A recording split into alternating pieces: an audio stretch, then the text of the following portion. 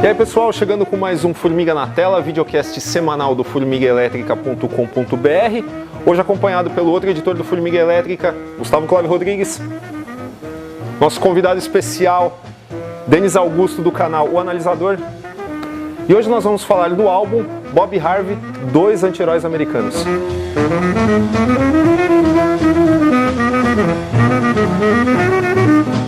Bom, hoje fugindo um pouco aí do tema super-heróis, Marvel, DC, mainstream, a gente vai falar um pouco aí dessa fase do quadrinho underground norte-americano, com uma ênfase maior na figura do Harvey Pekar, né, que ele é o cronista, bem por assim dizer, né, o cronista da vida real na HQ underground norte-americana, né, e a parceria dele com o Robert Crumb ela é muito representativa, né? Embora muitos outros desenhistas tenham colaborado com ele, né? A lista é imensa, Ed Campbell, Gilbert Hernandez e tal. E não só o gibi American Splendor, né? Que ele lançou em 1976, mas a gente tem aí, infelizmente, em português, nós só temos a edição da Conrad, né? Que traduz o American Splendor Presents, né? Que compilou essa fase aí, né, dessa parceria. E aliás, o American Splendor ele surge a partir da amizade, né, do Harvey Pekar com o Robert Crumb, o amor em particular pelo jazz, né? E esse olhar, como é que se diz, microscópico, né? Em cima de uma realidade que é extremamente microscópico, né? E que é bem pouco glamurosa, né? Por assim dizer, né? O legal é que o cenário underground dos quadrinhos é engraçado porque assim, ele surge ali junto com junto não, mas um pouquinho depois do movimento de contracultura, né? Lá um pouquinho final da década de 60, então você pega, por exemplo, o próprio Robert Crumb, lá com a Zap Comics, lá em 68 e tal. Só que era engraçado que o quadrinho underground, aí pegando o norte-americano, ele era coisa doida, assim, tipo comichão e coçadinha, assim, uma coisa, muito grafismo, um desenho extremamente estilizado, tal. Isso tudo em contrapartida com aquele traço bem mais tradicional dos comics norte-americanos, né? Só que o interessante aí é que daí chega o Harvey Pekar e, como você falou, né, na amizade dele com o Crumb, ele começa a falar, poxa, cara, eu tava pensando em fazer algumas coisas assim que é diferente de tudo que a gente já viu. E daí você pensa, poxa, diferente dos tradicionais que já tem e diferente do underground, o que tem de tão diferente? Justamente aquilo que não tem nada diferente. O legal disso é que ele pegou essa questão de essa vida que eu levo, que é muito à margem da sociedade americana, assim, e transformou isso num roteiro, tipo, super engraçado, super revoltado para expor o que ele pensa. Isso que a sacada genial do Bob Harvey e muitas coisas da parceria dos dois vem muito disso. É um lugar sem graça, é um trabalho sem graça, é um cara que, se a gente conhecesse na rua, assim, falar, esse cara é sem graça, né? Mas muitas vezes uma besteira, tipo, um cara te para no corredor para te dar uma ideia, para fazer uma HQ, aquilo acaba virando a HQ, né? Isso é muito... é fantástico, né? E no caso, você tinha falado da Zap Comics, né? A Zap ela foi um estouro, né, pro mercado de quadrinhos norte-americano, né, e isso a gente vê até na própria capa, né, que é um cara ligando a tomada no pênis e tomando um choque, né, cara, então... Que, aliás, também a Zap, ela também revelou um outro cara que deveria ganhar um programa aqui, que é o Gilbert Shelton, né, do Freaky Brothers, né, que futuramente, né, assim como um programa dedicado só ao Crumb, né. Tem uma frase que define muito as histórias do Harvey Pekar, que a vida real é muito complexa, né? E quando você para pensar, assim, você pega as historinhas que ele coloca, são histórias curtas, enfim, e não tem aquela jornada, né? Não tem desenvolvimento de personagem como a gente entende, desenvolvimento de personagem, não tem conflito, às vezes o conflito ele começa e não termina, ou simplesmente não existe, né? Ou às vezes não tem conclusão, mas o interessante disso é que se você para pensar como é tirado exatamente da vida real dele, você para e pensa, poxa, essas pessoas, cada uma tem uma história e dela mesma, que a gente nunca vai saber, porque o cara nunca vai escrever, porque ele está falando das situações que acontecem com ele e não as pessoas em si. E daí a gente pega, né, poxa, o cara ele adora jazz, ele vende discos de jazz, ele coleciona, ele tem um conhecimento enciclopédico de jazz e tal. E daí quando ele vai conversar com outro, você fala, se você gosta de jazz, você fala, poxa, agora vai ter um diálogo aqui interessante sobre a história do jazz ou qualquer um. Só que não, ele chega pro cara e fala, isso aí que era bom, né, esse rock aí é uma merda, não sei o quê. E aquilo lá que é bom, não sei, o rock tem suas qualidades, sabe? Não tem não. E o cara vai embora. E acaba a discussão. E dentro disso é tipo uma síntese do que a gente passa hoje em dia mesmo. Porque, pega por exemplo, a coisa que a gente gosta, a gente encontra, a pessoa gosta também. Aí você acha que você vai desenvolver um papo super complexo em cima disso, a pessoa, tipo, sei lá, ela fala que gosta, mas gosta de uma ou duas músicas, entendeu? E te destrói seu papo totalmente. Isso acontece muito na vida da gente. Uma coisa interessante que o Picker também coloca é que a roteirização da vida, assim, da gente, aquela história que, nossa, isso aqui que eu vivi podia virar um quadrinho, cara. Ele consegue abstrair isso muito bem e colocar roteirizado no quadrinho pra fazer isso, cara. A genialidade dele vem muito de retirar situações reais da vida, cara. Não, e tem umas passagens ótimas que, assim, é aquilo lá que, por mais que a gente esteja vendo um microcosmo lá de Cleveland e tal, assim, é um cenário totalmente norte-americano, só que, assim, meio de subúrbio, de pessoas assim que... Nem é muito retratado em cinema, né, cara? Exato. Não é tão glamuroso assim. Então você para e pensa, tá, vamos lá, como é que eu vou me identificar com isso? É outro país e tudo mais, só que o cara vai tão na simplicidade que se encaixa tudo. Então, por exemplo, tem lá a história, que inclusive é uma das primeiras que aparece no encadernado Dois Anti-Heróis Americanos, que é Esperando na Fila Atrás de Velhas Judias. Às vezes eu faço essa matemática que ele faz, eu fico ponderando, tá, puxa, aquela fila tá mais longa, porém, ó o tipo de produto, o cara tá levando engradado, então passa uma vez só, tal. Então você faz essas coisas junto com ele, e como você falou, às vezes você tá em papo de corredor com alguém sobre quadrinhos, sobre livros, sobre N coisas, e no começo você fala, puxa, essa discussão vai longe. E não vai, ela acaba rápido. Ou senão ela vai longe pelo pior viés possível, que entra num lance que você não queria que entrasse no começo. Então é muito legal quando ele pega isso, quando ele falou pro Robert Crumb, cara, eu vou fazer uma coisa diferente que todo mundo já fez. Ele fez, que é o quê? É aquilo lá que todo mundo vive, de uma forma ou de outra. E assim, mesmo que você não concorde com o cara, posicionamento do cara, tal, isso daí é o que menos importa. São as situações cotidianas que pegam forte.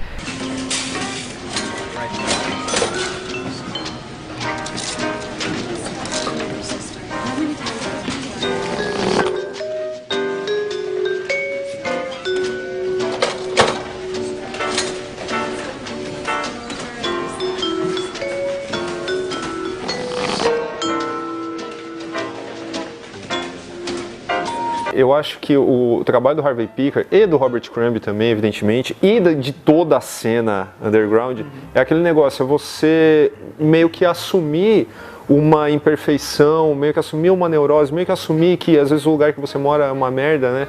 Diferente daquele subúrbio de seriado, de sitcom dos anos 50 na TV, você assume isso e em 99% dos casos você assume com um bom humor, né? E o caso do Picker, com o American Splendor, é uma grande sessão de terapia, né? Não tem a menor dúvida de que talvez ele tivesse morrido bem antes, né? Se ele não tivesse levado a cabo esse projeto. Infelizmente, é um negócio que, não vou dizer que é injusto e tal, porque existem alguns motivos na personalidade do cara que o levaram a isso, mas, porra, um cara que é tão famoso, né, e nunca ganhou tanto dinheiro com a sua criação, né, mas ele mesmo faz uma história falando, cara, e se aquele lance, quando me chamaram pro roteiro do Village Voice, pra fazer uma história lá pro periódico e tal, e se tivesse dado certo? Eu teria virado um cara rico e tal, e aí acabar o combustível para as minhas histórias, né? É um questionamento muito interessante, né? Sim. É que nem ele fala na parte do mercado lá, que o grande sacada da vida social é analisar, assim, a fila, por exemplo. Esse foi o grande sacado do Picker, assim. A sacada dele, o genial dele era fazer histórias com, vamos supor, um rico detalhamento da vida medíocre das pessoas, entendeu? Mal comparando, isso é realmente uma história sobre nada, né? Seinfeld era vendido como primeira sitcom sobre o nada, né? Mas tinha alguma coisa, né? Embora Seinfeld, eu acho que, sei lá, é difícil achar que os roteiristas que passaram por Seinfeld não conheciam as histórias do Harvey Picker, né? Mas ali ainda tinha, né, uma escalada, tinha um pico cômico e tal, a situação chave, né, do episódio. E no Picard não tem. No caso, nesse encadernado aqui, que aliás, né, a gente falou, né, só tem isso publicado do cara em português e mais uma história naquela coletânea As Incríveis Aventuras do Escapista, em que é incrível, né? Conseguiram colocar o cara num contexto de super-herói, mas não dá. É sessão de terapia do mesmo jeito. Mas duas histórias aqui desse encadernado que me chamam muita atenção. Uma, né, é da carta do Henry Kissinger, né? Ele falando que mandou uma carta xingando o Henry Kissinger e o cara respondeu, e respondeu muito educadamente. E é só ele contando, falando, porra, depois eu tentei encontrar essa carta, não sei o que lá, não achei mais e tal. E pronto, é isso a história, né? E a outra é aquela do amigo, né, o Fred, que vem pra cidade, quer ficar na casa dele, e ele fala, puta, mas esse cara é legal, mas ele é um chupão, entendeu? Não dá pra ele ficar na minha casa e tal. Aí, e a mulher fala, nossa, mas o cara é seu amigo e tal, deixa ele ficar aqui e tal, não trato meus amigos assim. Eu falo, eu sei o que eu tô falando, deixa ele de lado, porque ele vai colocar a gente em alguma embrulhada. Tudo no final pro cara ganhar $1 no final da história, né, cara? Putz, é diabolicamente engraçado, né? A sorte é que o próprio Harvey Pekar, ele em si é um grande personagem, Sim. né? Então, só por isso, na verdade, que dá certo como dá o American Splendor, né? E você falou, né? Tem uma história que me chama a atenção pela simplicidade dela e pelo nada a ver, que é o seguinte, é uma que aqueles quadrinhos só tá ele conversando com o público. E ele tá falando que uma vez ele tava folhando a lista telefônica e tal e achou outros Harvey Pekar. E ele ficou pensando, nossa, mas quem são eles e tal? E assim, se você tá pegando os quadrinhos Harvey Pekar sem saber do que se trata, tá pegando de primeira viagem, você pode até pensar, poxa, agora ele vai começar, sei lá, até a filosofar esse lance, poxa, o nome vai influenciar a pessoa, é o mesmo nome, mas a gente somos pessoas tão diferentes. E não, ele só fala que é esse cara tal, e uma semana depois, o cara morreu, não sei o que era ele, e acaba, tipo, então, isso querendo ou não é legal, porque a princípio você pensa, nossa, por que eu vou ler isso, né? E é justificável esse pensamento, porque quando você pega uma obra de arte assim, normalmente ela vai levar você a ter um pensamento diferente, ou fazer você a pensar coisas em cima dela, ir mais a fundo. Enfim, de certa forma um estímulo mental. E aqui, em termos de dramaturgia, não é assim, ela não vai te levar a nada, mas esse nada vai te levar a alguma coisa. E né? nem a composição narrativa, né? Porque é só o quadrinho no mesmo enquadramento e tal, repetido a exaustão. O lance dessa história que você falou em específico é que a genialidade dela é não ter conteúdo e te fazer pensar. Isso. Porque não tem nada na história, cara. É só ele contando possibilidades de coisas que ele achava em relação a nomes parecidos com o dele. E não leva, tipo, você começa no nada e vai pra lugar nenhum. Mas você fica pensando nos outros Harvey Pekar, cara.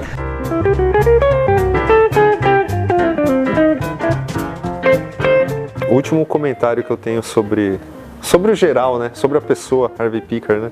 Que aí, às vezes, a pessoa que está assistindo o vídeo fala, nossa, mas por que eu vou atrás de um cara desse, né? Caso você nunca tenha ouvido falar dele, né? Bom, se você é fã de super-heróis, do quadrinho mais comercial, existe um incentivo, porque o Harvey Pekar, ele tem um trabalho tão representativo que ele foi capaz de atrair o Alan Moore a desenhar uma história dele. Isso não é pouco, né, cara?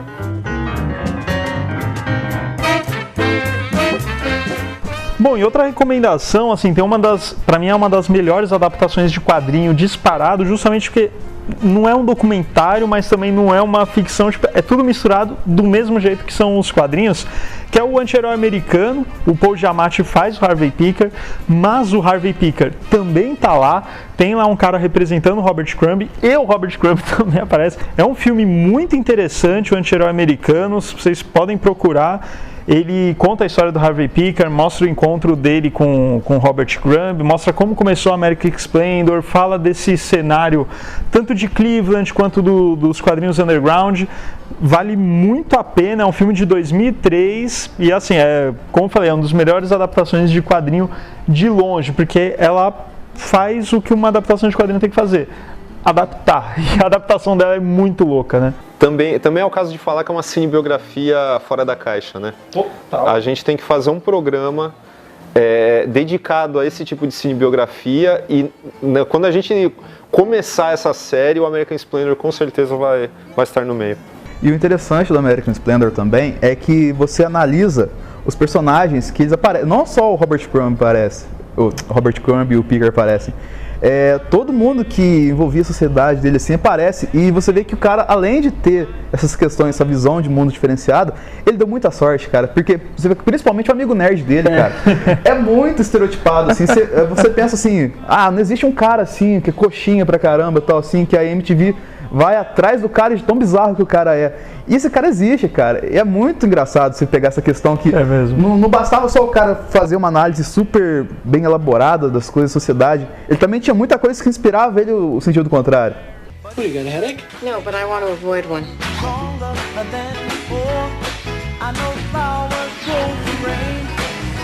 You should try believing in something bigger than yourself. It might cheer you up.